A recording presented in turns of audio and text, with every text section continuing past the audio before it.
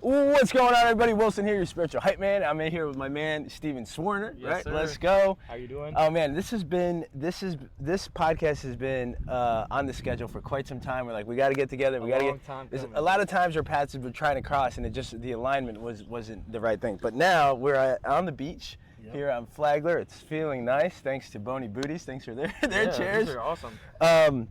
So, thanks for coming. Just for new listeners, because typically what happens, anybody like we have on the show, you're going to get new listeners just because of you, right? Like you have an impact on people. So for anybody that's listening, nothing changes until you do is really just a concept, a community we want to build. But the thought, like the methodology behind it is like all throughout life, all we do is go through from situation to situation, right? And in each situation, there's a moment of decision making that we have to make. And we make these decisions and then bring us to a next, like an outcome. And that's all life is, from like the day you're born to the day you die. Right. Just a bunch of decisions we make throughout life, and then really the outcome. So if that's true, right? If we can believe that to be true, then the concept is, okay, what makes us decide these things in these certain situations? For me, there's a couple things. Influence creates thoughts. Thoughts create emotion. Emotion then drive a decision. That decision becomes your action, and then that creates your outcome. So if you're not happy with the outcome that you have, then it's reverse engineering those couple of things. Right. What was the influence? What was the thought? What was the emotion? And then what did I ultimately decide? And lots of things throughout life I think are very cyclical because we tend to stay in it. Yep. So if we get the same outcome and we're not happy with it, you're going to have opportunities to change that, because your life is, for the most part, very cyclical until you change that. And then it becomes a different cycle, right? Then it becomes a cycle of different decisions. So that, in general, is the concept of what I'm trying to share with people. I'm probably the most uncyclical person in the world. Yeah. Because I go through so much change. You go through so much change? Yeah. That's awesome. So that itself is a cycle, I would say. Yeah. You know what I mean? Everyone's got their own way of I guess doing things. That's a good. You're shifting my perspective. Yeah, now. So it's good. Maybe I need to be cyclical for a little bit and get steady in the moment. Yeah, I'm right there with you, man. I'm right. So what makes you say that? Give me a little perspective on that, and then we can go into how you grew up, what your influences were, and we can take it through the whole timeline. Yeah, man. Let's we take it to the beginning. I grew up. I was born in. Hey everyone, Wilson here, your spiritual hype man, and just a quick shout out to our sponsors, Bony Booty Beach Rental. Thank you guys for sponsoring this episode and providing the chairs. If you guys need chairs and don't want to lift a finger, check out bonybootiesbeachrentals.com. I grew up. I was born in Nashville, Tennessee. My mom's German. Dad wasn't really there. My mom got a new man, a stepdad. The stepdad was like one of the hardest working people I ever met. And growing up, you kind of just follow your mom's words on everything. Yeah. And so she would tell us my biological father is not a good person. He's not there. She would just dog this man. And later on in life, you find out he wasn't a great person, right. But he did try. Right. But due to circumstances, he couldn't really be there. And we made some. We're at our peace with that now, How long did that take to make peace? Because I'm 36, so 33, 34 years. Okay. Sometimes okay. Make some peace with that, and that's good though, man. At least you did it. And was that something that you, for the longest, I guess, growing up, was that something like, man, I wish I had somebody like that, or I wish I had my father figure? Like, why is it different? Because there's similarities there between you and I in certain things that I feel like for me, I was always questioning why me. Mm-hmm. Why can't I just have the family? My best friend his name was John. He's still my good friend of mine. But I always be like, why can't I just have a mom like John or something right. Scenario? Was that something similar? Very similar. As a matter of fact, I had so many, I was so respectful to other people's parents because I wanted a dad so bad. Yeah. I wanted a mom so bad that I was so respectful in my late teen, early adult life to other people's parents that other people's parents would adopt me. This is our adopted son. Yeah. He's such a good dude. And I would treat them better than they would treat them. And I would try and tell them even at a young age, man, you got to treat your mom, you got to treat your dad good because you have it good. You don't know what some people like me and Wilson have went through, not having the best childhoods in the world. Yeah, so, yeah. Again, my stepfather, great dude. Yeah, great dude. He started taking care of 4 kids that did not belong to him. He was the age of 16. Young dude, dropped out of high school in 9th grade. Started a construction company, and just worked every day and took care of us. We were broke, lived in trailer parks, lived in projects. And like he like tried to build up our family like from the ground up, and he would just tell me every day, like, I'm just trying to be better than my dad, which was setting the bar really low. Yeah.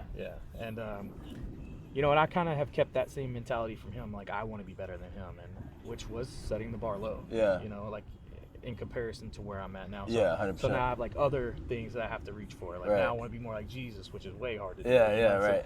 So, Hey, grow the hair first. Yeah, you gotta grow the hair and the beard, man. I can't grow that. But you know, you go through these life changes of wanting somebody to be there for you, and then you just hit this wall and realize that nobody is ever gonna be there for you. And nobody's gonna tell you, hey, you're doing good. Like you hit that wall when you don't have that parent, and you just go through this angry obsession. Like nobody's gonna help me. So you just everything you do now, you do it instead of doing it for success, you're doing it to prove people wrong. Yeah. Instead of prove to yourself that you're right. Yeah. And that creates so much doubt in yourself. You're like, man, like every day for years and years I battled. Am I a good dad? Am I enough? Am I a good provider? Am I a good enough husband? Am I a good enough person? You know, I messed up so much. You know, I fucked up when I. Oh, yeah. That sounds bad. Yeah. No. I fucked up so much as a kid. Yeah. I did so many negative things, and you know, sometimes, like having done all those bad things, you realize that you have to uproot yourself from wherever you're at. So, you know, I lived back and forth between my mom and my aunt growing up. My mom would like go through these phases where she just didn't want me around, so I would go live with my aunt. Damn. Who on the other spectrum is an amazing woman. Right. Total loving, opposite, probably. Caring. Yeah. But she's very business focused. She's very successful. Cool. So I would go from trailer park to mansion, trailer park to mansion. Wow. So extremely well rounded. But she didn't give me that love of a mother. You know, it was like a love, like she loved me through money. Yeah, right. And it was different. And then I would come back home and I'd have to live this poor lifestyle. My mom would take all my nice things away and give it to my brothers and sisters. And you know, my mom, I just felt like she hated me growing up, man. I got my ass beat, like for stupid stuff, man. Like, you know, you take something out of the cupboard, get your ass beat. Yeah. You know, you make a mistake, you get your ass beat. And then when I say ass beat, I don't mean, oh, she spanked my butt. No, I'm like talking ass about beat. like Yeah. ass beat, frying pans, glass Yeah. ashtrays, like, you know, stitches. Like, I'm there with you, bro. Like, very similar. Yeah, my mom was Colombian. Yeah, She was people would crazy. say, you know, go pick a switch, you know. And my mom would like want you to go get a fresh tree branch. Yeah, and she'd tell you to go pick it, right? Yeah. That's fucking nuts. And my mom did the same thing one time, and until you had enough, right? Yeah, like I'm sure there's a moment where you're just like, okay, dude, it's not happening yet. I had enough one time, dude. I was 15 years old. Yeah. My mom like put my arm back and like had it behind my back, twisted all the way up, and she took this lamp and just started beating me with the lamp, and I lost it, dude. I was 15. I was captain of the wrestling team. I was really strong. Yeah. And I just kind of like folded her up and pushed her down, and I just ran out the front door and I ran away. Yeah. She made up this BS story, told the cops that That's crazy. I'm an unruly kid. And I was. You know, I was unruly. I'm not going to sit here and say my mom was lying about that, but I was unruly because of the parenting that you did, the style of parenting. Yeah. You were a drug addict. You were cheating on my dad and my stepdad. Yeah. You were like having sex in front of your kids. There was so much sexual abuse going on. Your kids were like had sexual trauma. Yeah. You know, because of you, and you would put us like, you know, at a very young age, like I was doing sexual stuff with my mom's friends. Yeah.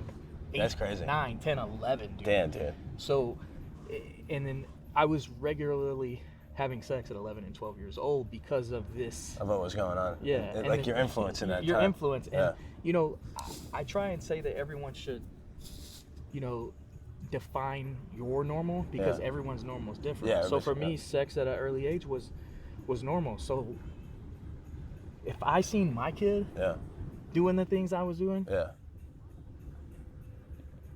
you'd be like, this shit ain't I normal. don't know, man. Right. I couldn't see Right. my 14-year-old kid doing the things I was doing at 8, 9, 10, 11. Yeah. You know, and some of it was, you know, innocent, you know, puberty stuff, or what they would have said was, you know, innocent puberty stuff, like, hey, I'll show you mine, you show me yours, type of stuff growing up. And then that stuff escalated, and then you know, at 13, I joined a gang. I was just looking for somebody to care about me at a young age. And I think that's what happens, right? Like in those situations, like you see, like very similar, like with people with similar like scenarios, they feel the same, like they feel that feeling that you're describing. Yeah. And then they look for something, right? They look for solace, they look for somebody to support, and whether it is joining a gang or finding someone else, depending on like where your life sort of is in that moment, you know, it becomes another influence to then influence your thoughts, emotions, and then decisions. So going back to like being an unruly kid, like I can completely understand, because there was moments where it, like I felt like I hit like a point where it was just a breakout, like, or not a breakout, but more of like I would just start destroying shit, like people, like relationships, fighting, right, whatever it is. So like I feel like the thought is you're sort of pushed in this position, kind of like a dog, right? Like you're sort of in this fucking thing. You get beat, you get beat, you get beat until you've had enough, and the dog just bites back. That's right. And that's exactly what happens. And so I feel like in that moment, there's a moment of like liberation, even though like obviously the actions, when we think back now, it's like, man, I wish I would have done things differently.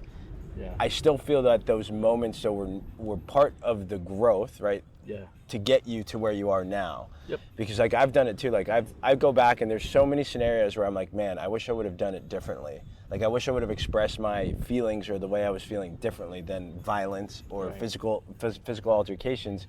But in that moment, we weren't at that level yet. Like as far as awareness, right? Yeah. But I feel like just breaking through, like just biting back, per se, is a step towards what we needed to like figure our shit out. Yeah, but I think that creates self-growth too. So like even, I mean, just like you said, I wish I could go back and change some things, but at the same time, I'm glad that happened to me, because I'm a God-fearing Christian man, and I feel like when I was battling with the why me, when I realized how strong I truly am, I was like, man, why not me? Yeah, right. You know, why would you put that on somebody weaker than me? Right. I needed that. And that, the stuff that I went through at an early age kind of put me at this point to where I could fight and I could become better. Yeah. And, you know, so I did it. And maybe it wasn't the right way at first. Right. But throughout life, I started to surround myself with better influence. Right? I put myself around better people so I could become better. If there were 5 people that made more money than me, I was hanging out with them. If there were 5 people that could ride motorcycles better than me, I was riding with them. I always put myself around better people because I wanted to be better. Yeah. And over life, that has become a trend, and I'm constantly growing. I'm constantly changing, and I love that. I do great under pressure, but I think that because of my childhood, because of the stuff that I went through, I'm okay with it. You know, I'm at peace. I've completely forgiven my parents and everything that transpired in my life. Yeah. That doesn't mean you have to forget it. You know, I'll probably never have a relationship with my mom or my dad. Right. You know, I'll probably never have like that.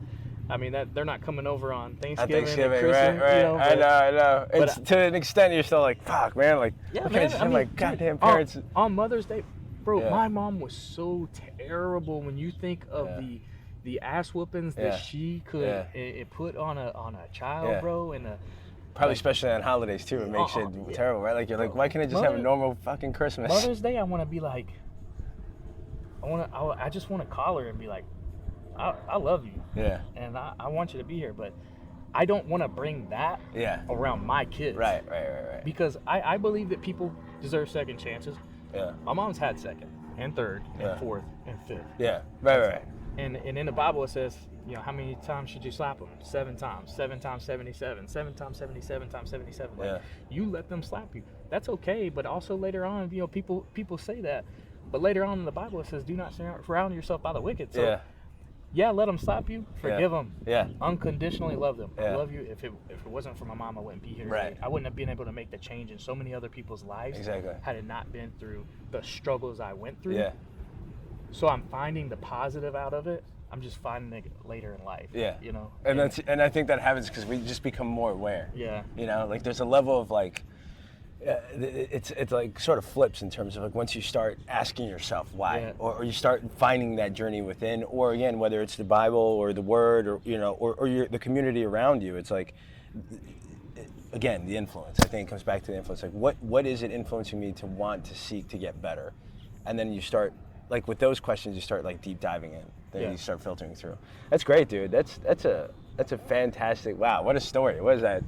14 minutes in, it's 14 minutes so in. impactful, bro. Yeah, That's crazy cool. Okay, so, all right, so that was what you had did growing up. When did it change for you? So when was that? Was that 15 where you're like, okay, I've had enough of this shit? Yep. And then you sort of, what was the next step to that? And then what did you get into? So I got kicked out of the house.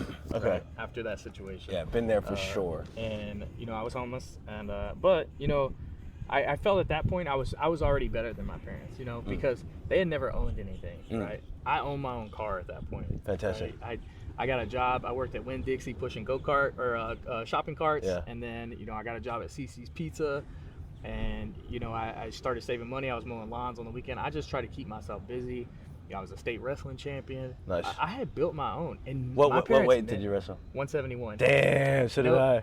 No one ever came to my wrestling matches. Really? Yeah. So I was okay with it though, man. Damn. I just did me, and so it created this solo persona. And I'm just gonna do it. Yeah, things changed for me when I had to go out on my own. I was living in my car. I was living in friends. Like my buddy BJ had this game room, and his dad let me stay in his game room. Nice, shout out to BJ. Yeah, shout out to BJ and JoJo. Love you, JoJo. Hold on one second. Let me push this because top of my head is getting fried. Oh yeah. See if we can put it back a little bit. Yeah, just a little bit. Is that in your way though? Nah, it'll be fine. I'll scoot.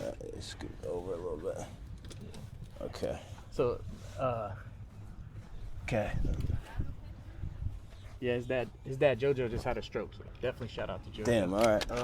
But sending vibes this way, man, to his dad and everybody. JoJo had an extra room in his house too, because BJ's brother ended up moving up in with their mom, so he was like, hey, come out of the game room and you can stay in my house. Yeah. And he was cooking breakfast for me, lunch, dinner, and all he wanted me to do was help clean up around the house and just be respectful of him. So I treated him like a dad for a long time. And I've always sought out, I want a mom and dad, so I always looked for those relationships. And sometimes that tarnishes your relationship with other people. But I met my wife. Her name is Brittany. We've been together since high school. You know Brittany. Cool. So I'm like, hey, shout out to the wifey. Yeah. I'm like, hey, I met her, and that first time I met her, and she was like, I was like, hey, I'm Stephen. She's like, hey, I'm Brittany. And somebody walked up behind us, and I turned around and I said, hey, this is my future ex-wife. And I told her, what a move, player. I knew that day, bro. I know this is weird. At 16 years old, I knew that day I was marrying Brittany Shaw. Cool. And what a story. Yeah. And when was that? When did you meet her? How? In high school, she was walking through the hallway. Me and her sister are actually best friends. Okay, cool. And her sister was like, "Nope, Steven's a man whore. He's fucked everybody in high school. You're not getting with him." It was immediately, nope. And she had a sticker on one day. She gave blood in school, and it said, "Kiss me, I gave blood." We had weight training together. Yeah. And I used to always wear baggy shirts. I was a little thug, man. I remember joining the gang. I was a little thug too. So she was like, "Hey." She had the sticker on. I walked up and I kissed her. She was like, "Oh my gosh, I have a boyfriend. Why would you do that?" And I said, "I don't care." And later on in weight training, she had told somebody, "Oh, he's cute, but he's chubby," and yada yada yada. Yeah. So I take my shirt off, dude. I was shredded. I take my shirt off. Yeah. And wrestling weight. Wrestling, bro. Yeah, wrestling, bro. Looking good. Yeah. I pulled my shirt off and I started doing weightlifting with my shirt off, and she's like, "Okay, now I'm interested." And so petty, right? That's right. Well, that's what I'm saying. At that age, even now, it's still very physical, right? And sometimes the issues I have with Patty's like, "Why are you looking?" I was like, "Babe, what do you want me to do?" Yeah, God made beautiful creatures. How can I not look? It's just. It's a physical thing. I think naturally it's just a physical thing. It's but obviously in terms of being respectful, not gawking, I'm like, all right, I get the gawking. I'm like, let me cut that back. Dude, a little. Sometimes Brittany had pointed out, she'd be like, "You see that?" And I'm like, yeah. That's how that. Yeah, right. Respect, right. But so we get to this point. I graduated high school a little bit earlier than some people. I joined the Navy, and Brittany is pushing me along in the high school years. We started dating a little later in high school. Okay, wait. Let's go back. So when you established, how are you? So from growing up, 15, 16. When did you start going out with Britt? 16. 16. Okay, so you had almost a year after you fuck this. I'm gonna do my own thing. Were you living somewhere else? Yep, I was So living you in living my out- car you were and li- in buddies like places. Yeah, so you were and- living on your own. You were like already your own self, kind of already questioning your earlier influencing, already doing what you were doing, establishing. Yep. And then at what 18? That's when. So you went out for 2 years throughout high school. Yeah, here's one of the plays. 17 years old. I'm driving my car. I used to work in the mall. I'm at the mall. I knew I was gonna grow up and be like an entrepreneur because I managed 3 different kiosks at the mall. Those little flying helicopters that come back to you. Yeah. Rainbow flip flops, and this place called Safe Talk. So before Bluetooth, remember you would like put these speakers on top of your phone. And it would do like an FM transmitter, so you could talk hands free before Bluetooth. That's right. Before the chirp. Yeah, before the chirp. That's funny. So I was, kind of hustling. I was on my way home. I was cleaning my life up. I was starting to get a little preppy because she liked preppy boys. And You had your polo. I had a double polo, man. I was driving home, and So you grew up in that area. yeah, I was driving home, street racing, and I'd stopped racing. Yeah. And then I get to the stoplight, and 2 of my buddies that were racing like behind us were still racing, being idiots. And dude, I had stopped like 10 miles back, and they smacked me in the back of the car, wrecked my car. Now I have no home, dude. Oh wow. Gas tank like bust. All my clothes are in the back of it. It's disgusting. And I called Brittany. I'm like, hey, I got in a wreck. And Brittany and her sister roll up, and they call their mom. Hey, he has nowhere to go. Yada yada yada. So Brittany's parents are like, hey, you can move in my basement.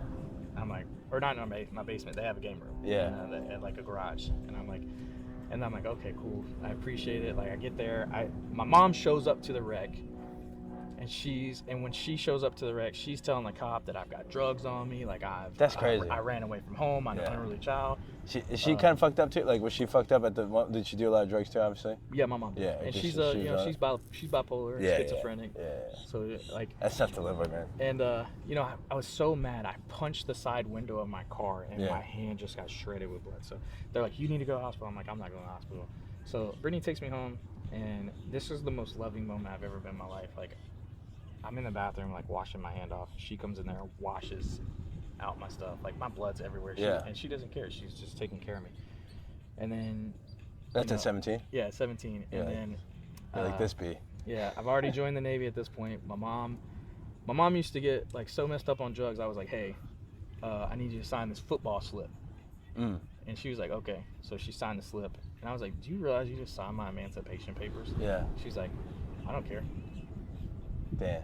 And I'm like, all right, whatever. So, I bounced. I joined the Navy. And then later on, she told everybody he tricked me into signing so he could join the Navy early. He should have went to college and wrestled. And and I should have. I should have went to college and wrestled. But, I took the Navy route, and I loved it. And because of Brittany, and then a few years in the Navy, my life changed forever. And then I didn't know God at this point, dude. Okay. So, I go through the Navy. I go through a lot of... I go through a lot of Still, stuff. is there still a lot of anger and resentment still, right? From my parents? Yeah, like inside, while you're doing it, less than. Oh yeah. So I'm gonna tell you, like, I get ready to go to Afghanistan, and I go one last dig trying to make things work for my family, right? Mm. So I get tattooed across my chest, all for the family, Mm-hmm. right? And then over here, it used to say Serena, which is my mom, and then Dwayne, which is my stepdad. Mm-hmm. So I got that tattooed on me, and my mom won't answer my phone calls, yada yada yada. So Brittany calls her. She's like, "Hey, Stephen's going to Afghanistan. Just want to let you know." She said, "I hope he comes back in a body bag." God damn. Says that to my wife, bro. And I'm like, all right.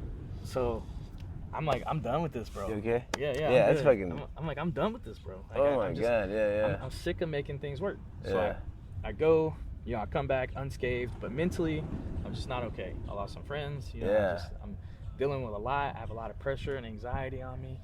I had survivor's guilt. When you lose a couple friends, like, things just kind of hit you different. Yeah. I have all my limbs. I got a couple scars, from some shrapnel and stuff. But like, I'm good. Yeah. Well, take me a little bit. So while you were out there, what made you want to go versus going to wrestling in college? Dude, if I went to college, I knew I was gonna like get into partying and get fucked up. Some of my friends that wrestled and they were in a grade before me, I'm not gonna say their names, but they were great people. Waste of talent. Yeah, I've seen that. Could be man. in the UFC right now. Could be doing like crazy stuff. Yeah. And just I'm not gonna say his last name, but this one kid, Tyler, dude. Yeah. I'm telling you, he's the best wrestler I've Beast, seen. right? And, Yeah. I had someone similar. And actually, he eventually got into Brazilian Jiu-Jitsu and started fighting, and I was like, dude, if he just applied instead of partying, Yeah. Tyler would have been. Yeah, like, just focused in, right? yeah, I know, so much talent. He was a beast, man. And so I knew I would be like that. So I made my first adult decision. I was like, I'm gonna go join the military. Where did that profound, like, where did that, so right, influence, thought, emotion, action, decision, where did that decision, like, how did you come to that profound, like, you know what, even though this probably would be an awesome route, I'm going to do, like, did you sit with it? When did it hit you? When was that, you were like, this is what I'm doing? Shout out to Phil Merriweather. He's my recruiter. Okay, He shout is out Phil. 6'1" black dude, looks like 50 Cent. Yeah. If 50 Cent ate weights, steroids, and protein. He's huge, Yeah. bro. He is jacked. Yeah. And, you know, he comes in one day and he's like, Just in the school? He came to school? Yeah, he's like, Swarner, you could be a Navy SEAL, bro. You wrestle. You could be a Navy SEAL. And I'm like, Yeah. all right, cool. So I'm like, he talks me up. Like, so he's like, I'm going to sign you up to be a Navy SEAL. Signs me up to be a Navy SEAL, dude. And long story short, I was never a Navy SEAL. Yeah, I right. could not do it. He was wrong. Yeah, He made the Navy seem so cool, bro. Yeah, Like, yeah. to be like him, it was influence. yeah.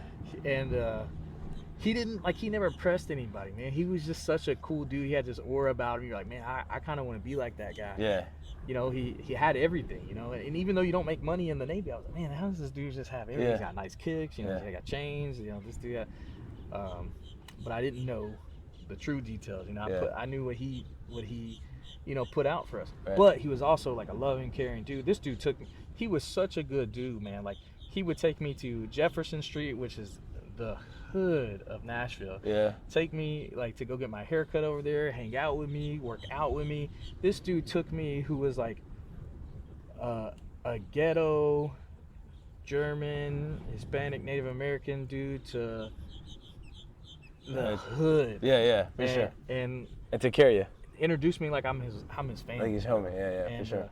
he knew my background. He knew about, you know, being in the Bloods, and he was like, man, like, let's get you away from all this. And so he was truly my first real, like, bro. Like, Yeah. I'm a try. I want you to do better. Nice, positive influence there. Positive influence. Yeah, So, let's go. so that's I didn't even think about college after sitting with him. And then every weekend I was out with him. Yeah. We were working out. We were getting me ready to go off to the Navy. To the Navy. Yeah. And you know, I was in the delayed entry program for, you know, I joined delayed entry program when I was 16 because my mom signed that paper. Yeah. And I was in there from 16. I left like right before I turned 18 to boot camp. I was 17. Turned 18 right after boot camp, and from there it's history, man. You know, I ended up failing buds. I made it all the way through Hell Week. I failed dive phase. It's the tread and float that make you carry this brick. You have a weight belt, it's super heavy. You're kicking. It's in a wave pool. Very hard. Yeah, nah. Extremely hard. Definitely not for me. I'd rather I'm do- more of a ground guy. Yeah, I'd rather do Hell Week 5 more times Yeah. than to do one more day in that pool Damn. for the rest of my life. It Yeah. is rough. And shout out to every Navy SEAL who goes through Yeah, it for because sure, it kills dude. you. That stuff is crazy. Yeah. So I leave there. I go to, you know, air crew school, go to rescue swimmer school, go to AW school, and I get out and I start doing search and rescue in the Navy. And Okay. I just have the time of my life. A lot of partying, you know, Yeah. because the Navy is a lot of partying on the weekend. Yeah. When you're not working, you're usually You're partying. drinking and partying. And then so. because you're stationed 2 different spots, right? Yeah, you know, we're everywhere, man, and we moved a lot, you know. So we were, you know, I was in, you know, California, Florida, Maine, Washington. Cool. Like, dude, you're everywhere. Yeah, you're all yeah. 4 corners, Yeah, bro. yeah. So, and then, you know, I finally get, you know, this deployment, get that info from my mom. I come back home. I'm safe, obviously, but I'm dealing with some stuff mentally, and so it led up to this event where I come back home. Me and Brittany are arguing. I'm volunteering for another employment. I'm dealing with losing some of my friends, and I have this lady. Her name is Jessica Monsenbrun. Jessica Monsenbrun is a female. Saved my life. Shout out to Jess. So I pull in a Target parking lot, you know, and she's with me. And she goes inside Target. I take a gun, put it in my mouth, pull the trigger. What? Yeah. When was this? This was in 2011. 2011? Put the gun in my Jesus mouth, Christ. pull the trigger. And you were with Britt? Yep. Wow, she went inside the Target? No, Brittany was no, I was with Jessica. Brittany Oh. was in Nashville. Okay. She was going to college. Okay. So you were Jess? Yep, I was with Jess. I was not, like, Jess is like a sister. Yeah. It's never been anything right. with Jessica. Jessica's always been like a sister. Even to this day, like, I could call her and it'd be like, I haven't talked to her in, like, several years, but, like, I could call her today and it would be like, it's like being with one of the homies, bro. So, I tell her, like, okay, so wait, hold on. Telling her what happens, right? So, how did you come to this decision? Like, what was impulse? And you were just that, you stress. Inside, everything was just like, everything just basically came all down at once. Yeah, man. I was dealing with some childhood issues. Brittany was like, I don't know how much longer we could do this, like, long time thing, and I'm just thinking she's gonna leave me. She's gonna leave you, right? Long time. And that was your one solid throughout. I just lost 2 of my friends, and my job is to, bring them home. So, I dealt with survivor's guilt pretty bad, and I didn't want to talk to anybody about it because you feel weak when you go talk to people about this stuff. So I'm just drinking and get on my motorcycle, running from cops on my motorcycle, drunk, acting a fool, just acting a complete asshole to everyone. Yeah. And like fuck everybody. Yeah, fuck basically. Everybody. And I want to die, so I just impulsively I grabbed the gun, I put it in my mouth, I pulled the trigger, and it's a light primer strike, never goes off. Jessica, dude, that's crazy. Jessica. That's crazy. I was so mean to her, bro. She knew about the situation. Obviously, she goes and she tells our command master chief, and command master chief pulls me in the office, and like, what she did is save my life, but the way that the Navy handled it at that time was obscene, bro. They were like, hey, we're gonna pick you up. I was like, if you pick me up, I'm losing my shit. I just started swinging on cops. So I don't know. I mean, it took the neck to get me down, but it took quite a bit. I woke up the next morning and my hands were leather strapped to this. Was just the day that you pulled the trigger? Like the night after? The next day? So like, I wake up, my hands are like leather strapped to this bed. There's a police officer at the end of the bed. I'm asking him what happened. He's like, you're on, suicide watch. It's 72 hours. Yeah. They take me out of there, and then they put me in a straitjacket, put me in a room for like another 24, 48 hours. I don't remember how long it was, but it felt like 10 years. Right. Damn. And, what was going through your head during that? I just want to die. Is that right? Yeah. I just want to die. I don't want to be here anymore. I'm not doing any good. I'm hurting people. Everyone's leaving me. I'm not good enough. Like, everything that you could think to piss on your parade is what I'm thinking at that point. Damn. Like, I'm not good enough for Brittany. Like, I'm not good enough for the world. I just hate my life. I don't have parents. Everyone thinks I'm a liar. No one can recognize my growth. Yeah. And I think that's, I felt like Jesus and Nazarene, bro. Every time I went back home, people would remember, stealing, lying. Yeah. Like, thug Stephan. Like, nobody would see this new Stephan and like with a crazy amount of growth. Yeah. And I just hated it, dude. So I was like, man, I don't want to be here. Yeah. There's and I agree. Like, in terms of validation, like sometimes validation is so important, especially with the people closest to you. Yeah.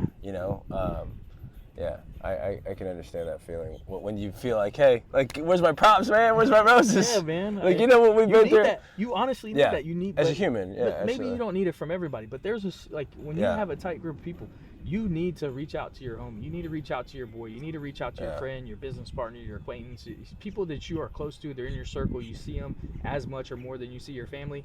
You need to reach out to those people, and you need to let them know, hey, you're doing good. Hey, you're enough. I think that is something that the world's missing. Man. Yeah, I agree. And at this point in my life, the Navy did not take care of me at all. So leaving that, they put me on like 45 days of restriction, and then they did an opens captain's mass, and then they embarrassed me. What's an open captain's? So they basically do like a judicial hearing in front of like 30,000 people at NAS Jacksonville. This dude just tried to kill himself, so let's publicly embarrass him for trying to commit suicide. Yeah, that's crazy. Called me a shitbag sailor. I got sailor of the quarter, like just recently before that. Called me a shitbag sailor and said if I would take my own life, I would take the life of other people. And that struck a nerve in me and created so much hate. So now in my head, I'm thinking I hate Senior Chief Lovelace more than anything in this world. Wow. And if I ever see him, he's catching these hands. Wow. Right? Like, it made me hate him because of the things he said. Yeah. Was he right? Absolutely not. Do I still hate him? No. I think that he was doing what he was taught in the Navy because of his influence. And I think that, you know, there should have been purpose and change. And in 2011, there should have been more awareness for PTSD and people that are going through it. There should be more help and things like that. So, then the old school, like, just get the fucking, like, put your fucking pants on and go. Luckily, I had a JAG officer. They were trying to kick me out of the Navy. And then luckily I had a JAG officer get my stuff changed, got me an honorable discharge under medical conditions, because that's a mental health issue. You don't just, and when they kick you out, man, this is what they do. That's not a deck, that's a floor, that's not a bulkhead, that's a wall, that's not a scuttlebutt, that's a water fountain. Have a good day, man. Get off our base. That's how it was, dude. Like they put you through this class, you know, trying to tell you, like, re-civilize you, and then they put you out. But they didn't tell me, like, where to go get a job. They didn't tell me, like, none of the stuff I knew. I was a child that went to war. And then I come back and I don't know how to be an adult. And all my friends are, like, driving nice cars or decent cars and have jobs, and they're making at this time like $30,000, $40,000, $50,000 a year, which was a lot back then, right? And I'm like, what am I gonna do? So, like, I get out and I just call my aunt. I'm like, hey, this is what happened, and you know, she was like, oh, you served your time, you're out, you're not gonna extend. I'm like, no, and I lied to everyone because I was embarrassed, dude. I didn't want nobody to know I got kicked out because I tried to kill myself. That's embarrassing, right? Now I use my story to help people, but at that time I was like, dude, I'm not telling anybody. I just did my time and I'm getting out. But my mom, I tried to confide in my mom, and my mom, like, changed the rhetoric of my story. And then Brittany's mom did the same thing, and like they made up like these, I don't know if they like conspired together to make up these stories, but they were just stories that weren't true. Like they said, oh, he stole a Humvee and did this and this. Bro, I was like, get out of here. Like don't, you guys are mad at me because I used to be a liar, and here you guys are creating your own lies to make me look like a terrible person. Like, come on, bro. And you know, Brittany's mom was also one of those people that, like, I begged for that, like, mother type affection, care, because I wanted, because she was, dude, honestly, I'm gonna say this and I don't care who it offends. When Brittany's mom was, like, super fat and, like, just joyful and happy, she was the best person in the world, dude. She was fat, happy, she loved everyone. She, you know, I'm sure she had some self-hate because she was out of shape and stuff, but she was the most caring, genuine person in the world. She goes to get weight loss surgery, loses weight, and then, like, just, like me and her can't get along at this point. Like, now she's mean, like, always, like, battling me, like, and I don't think she could ever understand the fact that, like, her children were growing up. So, like, now her daughter is now a mother and a wife. Like, she's not your daughter anymore. You know, like, she'll always be your daughter. She's not your child anymore. You know? So I tried to, like she would try and tell us how to parent. We're like, hey, that's how you parented. We're not parenting like that. You know, so. That's generational too, bro. Like it's like a super generational thing, especially when people are like, "This is how we did it." It created so much drama, dude, and now there's like, today even there's anguish between us, and you know, like, same thing. I forgive her wholeheartedly. I just don't want a relationship with her. I tell Brittany all the time, you don't want to be like I am with my mom. You need to fix that and sow your oats and, like, make everything okay, because like, you don't want to be like me and my mom, because I miss my mom. I love my mom. I just know that, like, I can't have her around my kids. And I'm okay and I'm at peace with that, but it doesn't take that sting away. That fucking feeling. And you know, somebody told me the other day, like, man, I'm so glad that you're always so vulnerable. Bro, it's not always about being vulnerable, man. Even though vulnerability is a very good strength. It's just about being real and being genuine. You know, and you know, I did lie a lot growing up, you know. But after why do you think that? Why do you think a lie was, like, the first reaction or decision? I don't know, man. Like, I had this girlfriend, Stephanie, when I was, like, 14. Or, no, Savannah, sorry if you watch this. But, like, I told her my mom's Durango had 22s on it, and it didn't. You know, I said it had a system in it, and it didn't, just because I wanted to be cool. You know, you wanted to feel that, So, you know, I didn't get love and affection from my mom, but, you know, I would take it. I just wanted it from anybody. I just wanted to be the cool kid. You wanted to feel what you didn't have, and so, like, it was, You were just sort of making that. So Some people call it bringing it into some people call it manifestation. Yeah, man. You know what though? Like, you lie to yourself enough, it's gonna happen. You know. Now you're rolling in 22s, aren't you? Yeah, no, I do have nice wheels and tires. That's what I'm saying. But I just, man, I did manifest a lot now that you said that though. But like I would lie for attention almost. Yeah, of course. And then when I stole, like it would be like stupid stuff. You know, like we're just poor, bro. Can't afford stuff, so we just take it. Yeah. I never stole from people though. Right, I would steal from like businesses, which Yeah. doesn't make it right. I get it, but. Yeah. I went through a radical change in my life. Obviously, there was a lot of downward spiral. Got out of the Navy. Yeah. I went to go work for my aunt. My aunt really hooked me up. She got me my real estate license. I started doing real estate. Cool. It was, and that's the aunt that that was the aunt that you would spend time with on the other yeah, side. she'd never give me money, but she would give me the tools to get money. That's cool. I think that's great. She got me my real estate license. She got me a job at the fire department, and the fire department, the guy there got me a job driving trucks for him. And at the time, I used Spanish a lot more, so I could speak Spanish at the time. Yeah. And I was like, I would just drop off the pavers and give orders, and then, so one day I would work at the fire department, and then I had 2 days off. I would do real estate one day, and then pavers the next day, and then cool. So I was constantly working. Yeah. And Brittany goes, "Hey, I'm pregnant, and I want to be next to my family, so you need to move back to Tennessee." And I'm like, Damn. "All right, well." What year was this? 2011. 2011. Okay, So, yeah, right. And I'm like, all right, so we moved down there, have my son, and she's around her family. Wait, hold on. So how was that when you were like, because this is obviously your first kid, right? Yeah, that's my first kid. How was it? Like, what came over you on that? Like, were you like, oh shit? Like, and then what flashed back in terms of like your childhood to like what I'm doing now? Like, and was there like a surgence of like energy or like what was going on through your? Honestly, terrible, man. So I did not realize until I had my first kid what some of my PTSD triggers were. One of them is like a woman screaming for help. It's something I heard overseas. Yeah. And then the second one was a child screaming. Okay. And Wow. so I like broke down into tears the first time I heard my son cry, and my wife was like, she was looking at me like, oh, like what a proud dad. Yeah. And inside I'm like, I can't be around this kid. Oh wow.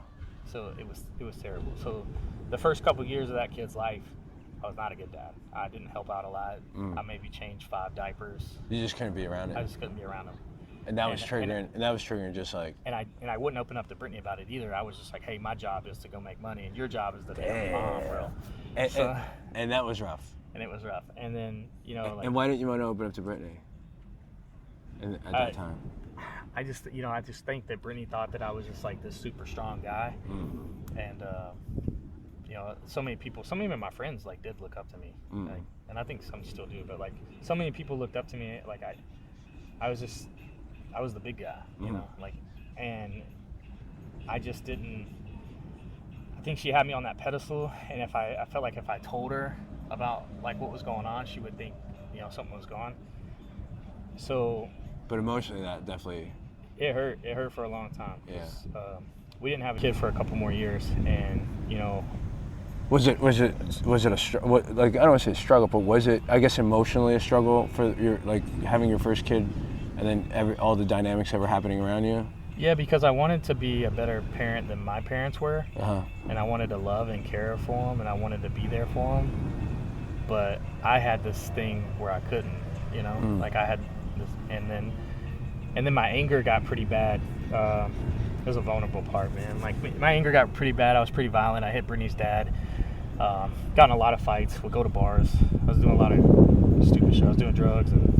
So this is another reference to like it's just cyclical, bro. Yeah. That's what I'm saying. Like there's things that like we do as like a society, as people, that we do because we saw, and we continue to do until you get to these moments where you're like, what the fuck am I doing? Yeah.